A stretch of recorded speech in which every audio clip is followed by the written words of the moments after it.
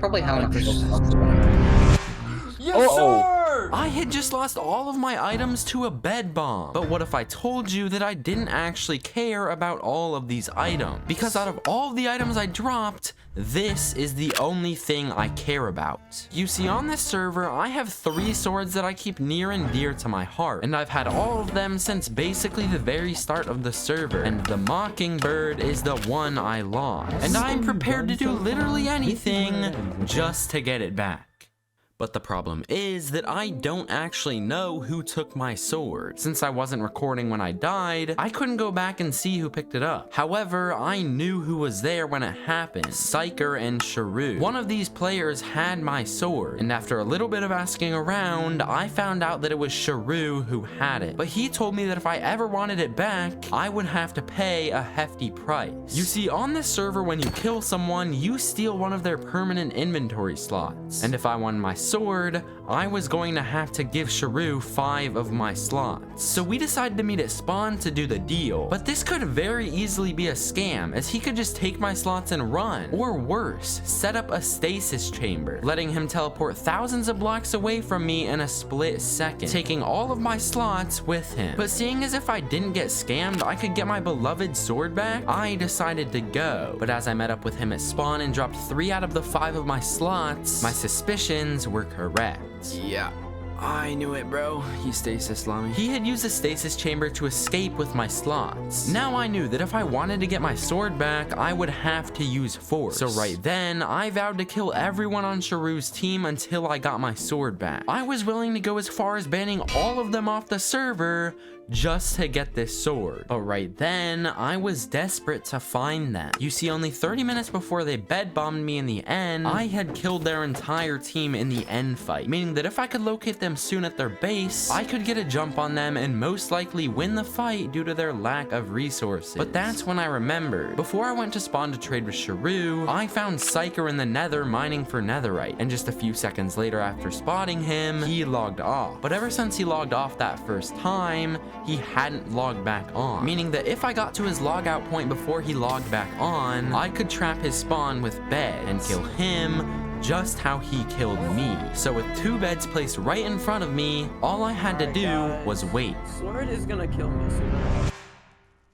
Wait, what? He's not here. He's not here. Lami, he's not here. Psyker was nowhere to be found. Throughout my little conflict with Shrew, he must have very sneakily logged on and moved places. But this wasn't all too bad, because seeing how annoyed I was about this situation, I got my teammate Lami on board to help me find them. And after looking through random portals in the nether for a bit, he eventually found Shrew and Glowsteve. This could be our one opportunity to kill them and get my sword back. But while mining down to enter their base, they had logged off, which could be very bad for our plan. If they saw us, they could have logged off just to get their teammates unlocked, making this 2v2, possibly a 2v3 or more. But as we had no other option to get this sword back, Lami and I entered their base, went to their logout point, and waited for them to log back on. And only 30 minutes later, they're farming my us. game just crashed. Okay, damn. They're farming us. hey Lami, log on, log on. Yeah, very much so. Let's see, you gonna get on?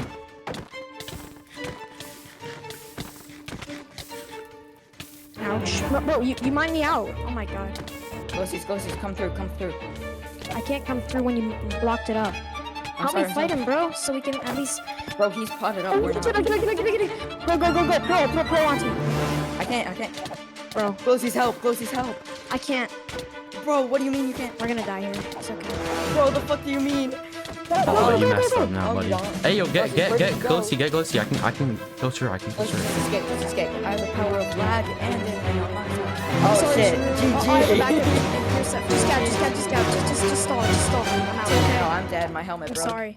GG. I'm out. Shrew had absolutely no chance, but there was still something off about the kill. When he had died, my sword wasn't on the ground. I was starting to lose hope on ever getting this sword back. For all I knew, Shrew might not even have it. Or worse, he could have it in his ender chest, meaning there could be no way that I could outpower him. It seemed like with every kill, it was just another letdown, and another thought that I might never see this sword again. But the very next day, just as I was losing hope on this entire mission, I found something near my base that could completely change my plan to get this sword back forever. I had come across Psyker once again. The only difference between this time and the last is that this time he would not escape. Oh my lord, bro. Bro, what? Bro.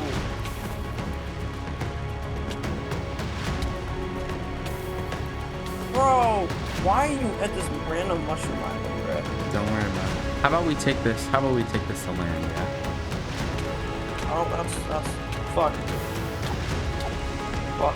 Get over here, bro. Nothing like that, bro. Why are you in this random ass place, bro? What's this? Oh, what? What is this, bro? What?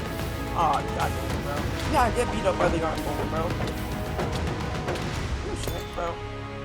I had killed Psyker, but after hopping in a VC with him, he told me that all along, he had my sword. And earlier when Psyker pearled the shore to open his ender chest, he had switched out my sword for his sword. I had been targeting the wrong person. It was only Sharu that had been bluffing about, meaning my worst nightmare had now come true, and my sword was locked away in an ender chest, never to be seen again. But luckily for me, I had something that could completely counter his plan, because what I really had was allies. It turns out that through all of my struggle to get my sword back, I had gained the attention of the very people that I aimed to kill in the end fight, and they would be willing to not only help me kill my enemies, but more importantly, get my sword back. But little did I know at the time that these allies couldn't even save me from what was about to happen, because the very next day when I logged on and wasn't recording, my teammate Lami came across one of Sharu's teammates in the nether, Max, and thinking that this would be a good time to gain an upper hand on their entire team, Lami decided to attack. But little did we know that this ambush would force Lami and I into one of the biggest pickles that this server has ever seen.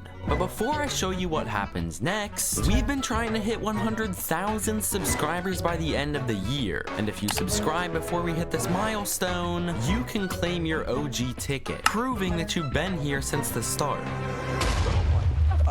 Lami where? Lami had died from a bed bomb to Max. This was the second time their team had bed bombed us, and I was not going to let it slide. So as I went in the nether to hopefully avenge Lami, I don't get bed bombed.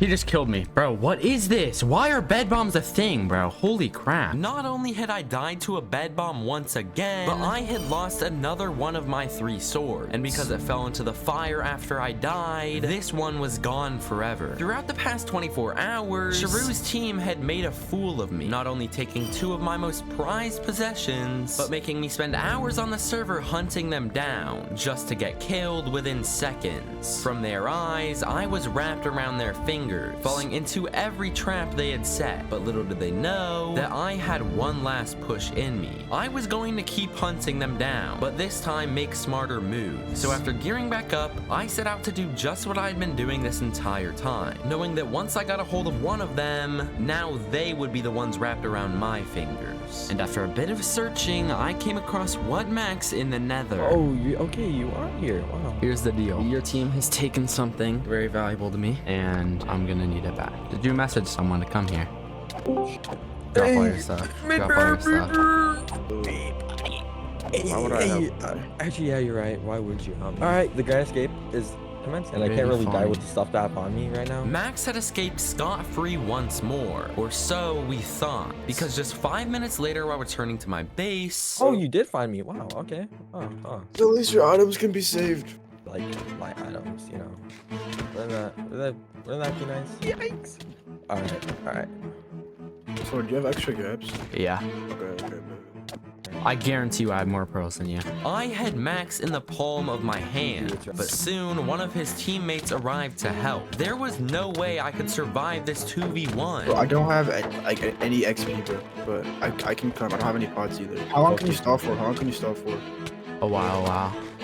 Okay, I'm gonna go through pots then. I have way much stuff. I have so much stuff. You still recover from that.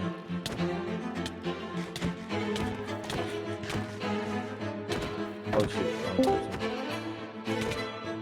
Oh shit. Bro, I'm stalking my trident, my electro. You found me while I was alive. Okay, wait. Okay, so Hey, yo, Willie, or not Willie. Someone make a group chat. But just as I was feeling completely hopeless, Max left the fight, making this 2v1 a 1v1. And as if the stars were aligning, the very person I targeted in the end fight just 2 days ago came to help me. We were going to make a dent in this team. I was so confused. You had your cords up with the V. Max, are you gonna let your teammate die? Dude, I know. I'm trying to repair my armor first. I don't want to. Okay. Yo, I swear I just saw someone coming. But just as Main Pair and I were starting to make some real damage on Voke. Where'd he go? Actually, He's far. Found him. Where's? Okay, bro, where's the camera? No, he's over here. What the heck? Where is this kid? Alright, bro, he's at A3. Just like, okay. Psyker's team kept getting away. If I ever wanted to make any kind of a dent in this team, I would have to attack when one of Psyker's teammates was on their own, when I would have the advantage. And just 3 hours after I devised my new plan, there came an opportunity to put it to use. Sharu was in VC making weird comments that led me to believe he had just entered the end. Now, if he was actually in the end, I could go there and find him in no time by using my Elytra to look around the surrounding island and using the void to finish him off. I found him. I think you can take Shrew either way. Let's be And realistic here. Bro, he can't escape me. He literally has no way. He might void the stuff, bro. He might void. I got him, bro. It's good for us either way. Killed him. GG's. I had killed Sharu, adding another tally to the people I had killed on Psyker's team. But even with immense pressure on him and everyone close to him, no one was budging. And it was starting to look like no matter how much time I spent hunting him and his team down, Psyker was never going to return what was rightfully mine. So when he invited me to spawn to have a talk, I was suspicious. For all I knew, this could be another plan to make me look weak, just like they had done several other times in the past couple of days.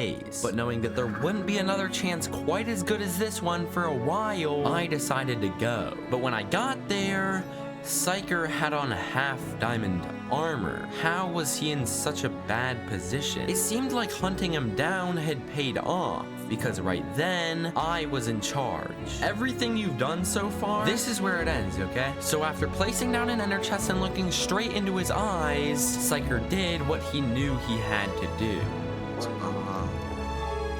Psyker, Bro, I have like no stuff, bro. What? you should know that I don't make deals with terrorists. And after all this pain and suffering to get my beloved sword returned to me, it was finally back in my hand. But little did I know that the true terrorist of this story was me, because within the next week, I would see all of the pain and suffering I delivered to Psyker's team come to bite me in the back even harder.